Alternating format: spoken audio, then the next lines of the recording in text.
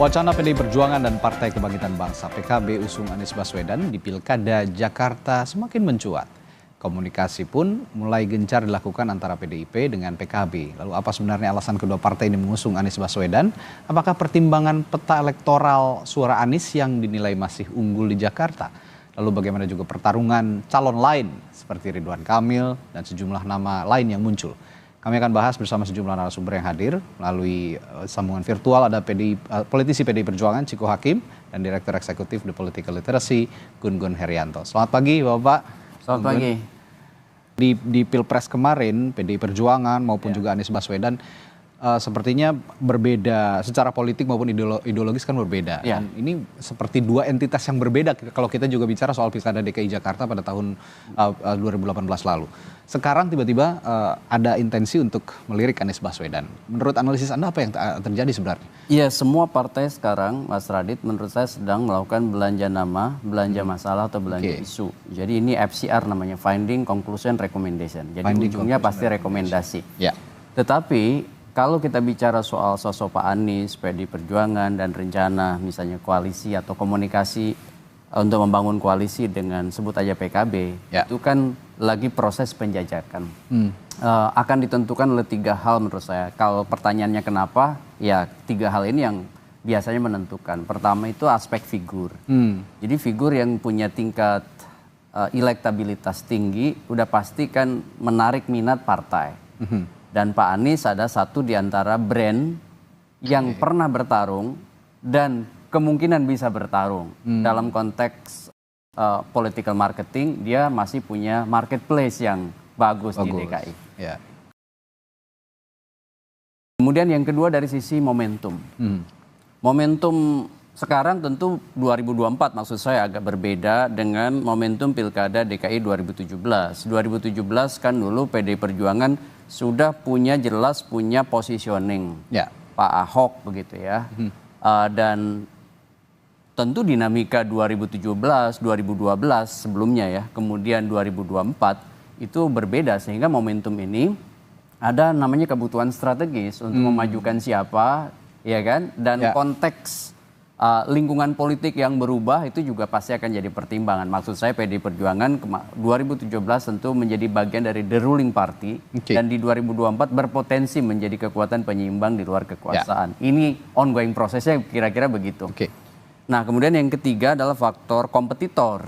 Karena biasanya aksi reaksi siapa kompetitor yang berpotensi untuk maju di gelanggang pertarungan. Apakah misalnya Ridwan Kamil ataukah ada misalnya sosok lain yang ada semacam politik asosiatif dengan orang yang berkuasa saat ini, ya kan? Ini yang disebut dengan kekuatan rujukan atau reference power.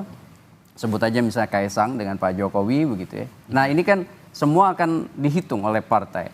Bacaan-bacaan itu muncullah indikator-indikator untuk menentukan siapa. Jadi 3 faktor tadi, sosok, momentum, kaitannya dengan kebutuhan strategis, lalu juga kompetitor gitu ya. Saya tertarik dengan momentum dan kebutuhan strategis. Meskipun PDI Perjuangan dan Anies Baswedan ini merupakan 2 entitas yang berbeda. Sepertinya memang kalau saya baca akan ada kepentingan yang sama. Kepentingan apa kira-kira yang bisa kita tarik kalau kita simpulkan sementara ini? Kalau saya lihat kepentingan itu kan selalu ada 2 hal ya. Pertama kepentingan idealis. Yang tadi Mas Ciko udah sebut tuh, itu narasi-narasi idealis. Yang kedua adalah kepentingan realistis ya dalam konteks bacaan kebutuhan partai hari ini. Contoh misalnya, apakah PDI Perjuangan dengan sekian stok yang tadi disebut nama oleh Bung Ciko itu punya yang disebut dengan positioning yang kuat dalam konteks misalnya market elektoral PDI Perjuangan hari ini gitu ya, di Jakarta. Tentu kita tidak bisa menafikan PDI Perjuangan di Jakarta itu kan memperoleh suara sangat signifikan di bawah PKS kan. PKS itu seingat saya 16-an sekian persen, PDI Perjuangan itu 14, sekian persen. Jadi kalau berpenjajakan koalisi dengan PKB kurang lebih kan dapat 7%-an sekian. Itu tentu akan menjadi satu line up yang potensial di DKI gitu ya. Kalau kemudian ada komposisi orang yang bisa didorong oleh PDI Perjuangan dalam konteks pertarungan besok November.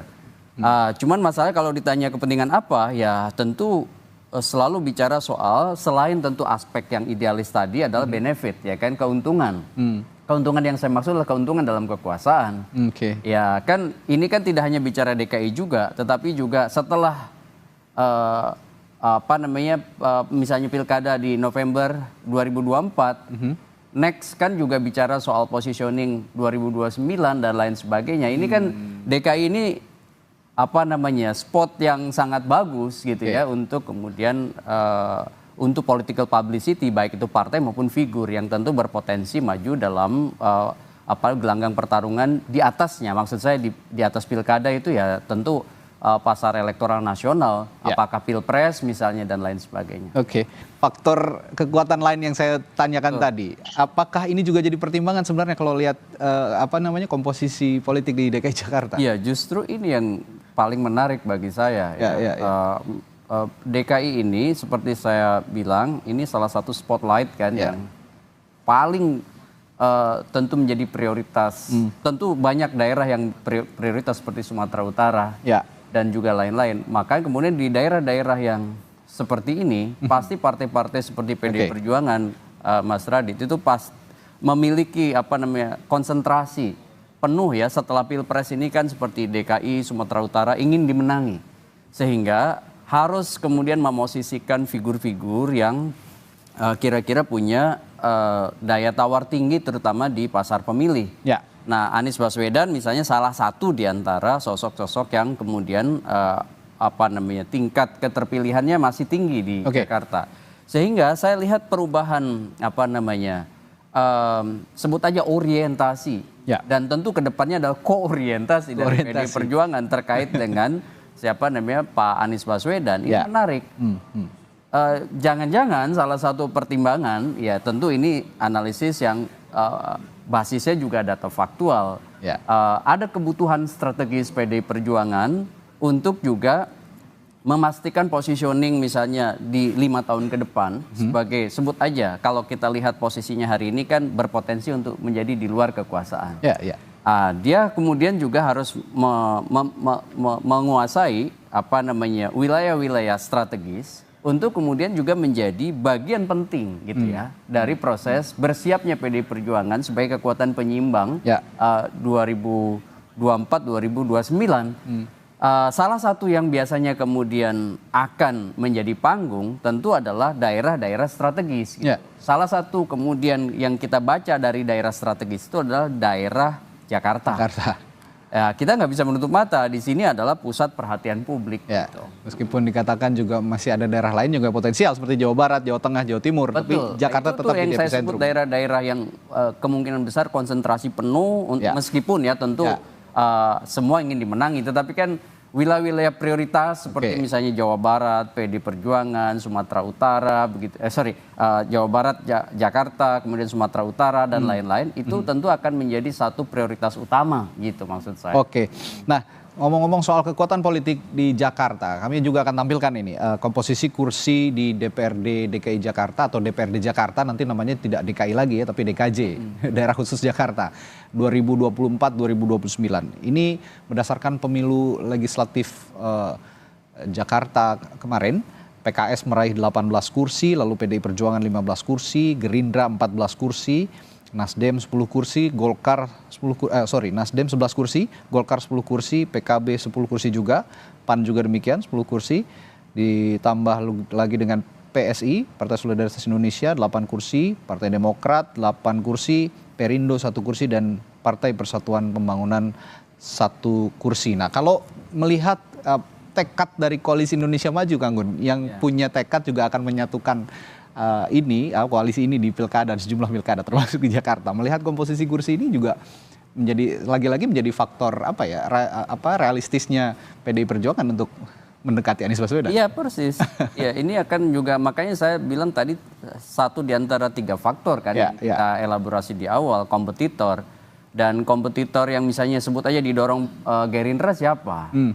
Ya kan? Apakah misalnya Ridwan Kamil karena koalisi Gerindra Partai Golkar? Betul. Misalnya. ya kan? Atau misalnya memasukkan nama Kaisang dalam komposisi gitu ya.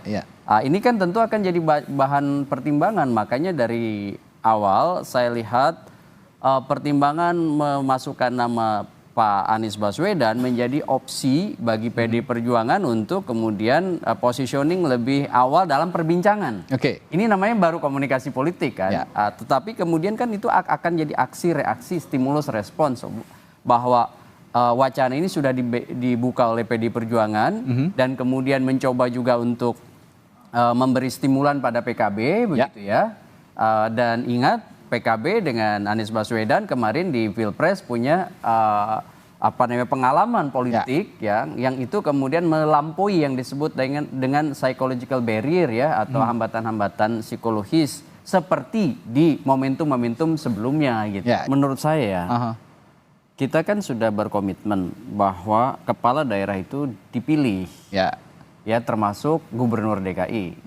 Artinya ada representasi suara rakyat yang langsung dimandatkan. Tetapi kemudian kan juga ada yang disebut dan kewenangan setelah dia terpilih nanti. Dan kewenangan itu diatur melalui beragam instrumen undang-undang termasuk pola hubungan pusat dan daerah. Jadi kok saya nggak khawatir ya ketika misalnya Pak Anies kemarin di Pilpres sebut aja mengusung narasi perubahan, kemudian besok misalnya mencalonkan diri di Jakarta dan misalnya tetap mengusung itu ya perubahan. Kan tentu kan juga sangat paham bahwa birokrasi itu mutual interdependent. Jadi satu bagian berubah dia akan menyebabkan perubahan di bagian-bagian lain.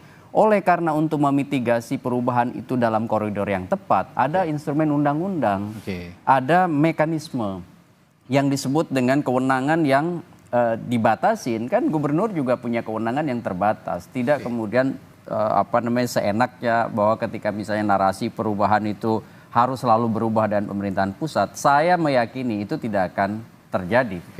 Yang paling penting itu sebenarnya adalah lebih pada pertarungan sekarang itu pertarungan memperebutkan wilayah-wilayah strategis untuk investasi yang tidak hanya di pilkadanya. Itu yang menjadi perhatian.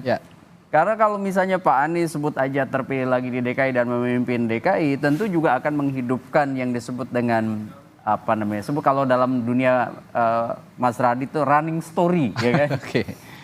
Dan itu kan bagus tuh framing, sebut aja publisitas politik ya bagi kepala daerah untuk nanti juga menyiapkan diri di kontestasi di atasnya di kemudian hari. Dan kalau soal kewenangan, saya kok meyakini bahwa kita sudah punya pengalaman. Kan sekarang juga pilkada itu diisi oleh komposisi yang berbeda-beda tiap daerah. Bisa aja tidak selalu koalisi yang sama dengan pada saat Pilpres. Meskipun konteksnya transisi. Tadi yang disinggung soal transisi. Kan sekarang Jakarta transisi dari misalnya sebut aja DKI ke DKJ. Kan itu juga kan seperti di akuarium, semua orang akan melihat. Kalau kemudian justru misalnya hal yang bertentangan dengan pemerintahan pusat atau kemudian alur kebijakan terkait dengan DKJ, tentu kan juga akan backfire pada kepala daerah yang nanti terpilih kalau memang betul-betul tidak komit ya pada proses transisi itu. Menurut saya sih tidak perlu terlalu khawatir. Siapapun kepala daerah, tidak mesti Pak Anies ya. Siapapun misalnya apakah nanti yang terpilih Ridwan Kamil atau whoever dia, menurut saya akan ada instrumen mekanisme dan juga mata publik yang akan memperhatikan. Kalau gitu intensinya Pak Sudirman Said ini sepertinya beliau juga punya keinginan untuk maju di Jakarta sepertinya, jadi punya pandangan seperti itu ke Anies Baswedan sebagai orang yang dianggap oposisi dengan pemerintah pusat. Tapi saya juga akan tanyakan soal kekuatan parlemen tadi yang juga sempat dibahas oleh Bung Ciko, Kang Gun. PDIP dan PKS kekuatan besar di parlemen Jakarta 5 tahun ke depan akan seperti apa jalannya Anda melihatnya? Ya kalau di pusat tentu punya dinamika yang cukup berbeda dengan di daerah, ya kan? Nah, di pusat tentu PD Perjuangan adalah partai pemenang pemilu, ya kan? Dan kita harus memahami bahwa perolehan suara PD Perjuangan yang sebagai pemenang pemilu meskipun ya agak turun dari 2021 itu tetap harus kemudian dihitung sebagai kekuatan penting. Dan kalau misalnya PD Perjuangan ya Bung Ciko tetap jadi sebagai kekuatan penyeimbang di luar kekuasaan pasca nanti Presiden dilantik 20 Oktober, itu akan bagus bagi munculnya kanalisasi suara berbeda gitu. Dan PKS pun demikian, kita masih lihat misalnya, tetapi khusus di DKI PD Perjuangan itu kan 14%-an, kemudian PKS kan 16%-an ya. Jadi kalau itu kemudian juga jadi satu jangkar-jangkar penting ya di DKI, itu kan pasti akan mencari formula yang paling tepat. Contoh misalnya formula dalam kandidasi sekarang yang paling dekat. Nanti formula tentu dalam koalisi dukungan terhadap pemerintahan maksud saya kepala daerah yang terpilih nanti. Apakah di dalamnya nanti melibatkan PKB sebagai bagian? Nah, itu juga kita harus lihat dulu beberapa perkembangan ke depan. Tapi yang jelas PDI Perjuangan, PKB, PKS itu kalau kemudian menjadi satu kongsi politik di DKI akan punya dampak psikopolitis signifikan bagi kompetitor yang ada di DKI. Itu kira-kira. Iya, kalau bicara simulasi, nama-nama yang sudah diutarakan tadi Bung Ciko juga kita sempat singgung juga tadi. Menurut Anda yang cocok begitu untuk diusung oleh PDI Perjuangan kalau memang mau dengan Anies Baswedan siapa, dan kira-kira akan ada berapa pasang sih kalau sekarang idealnya untuk melihat figur-figur yang seliweran gitu di Pilkada Jakarta? Kalau saya lihat di DKJ ini masih berpotensi 2-3 pasangan calon. 2-3 pasangan calon. Masih berpotensi itu. Tetapi tentu akan sangat ditentukan konsolidasi kekuatan partai. Makanya saya dari awal selalu menyebutkan faktor kompetitor sebagai faktor penting. Contoh misalnya kalau proses kandidasi sampai Agustus ini mengonsolidasi hanya pada 2 bandul.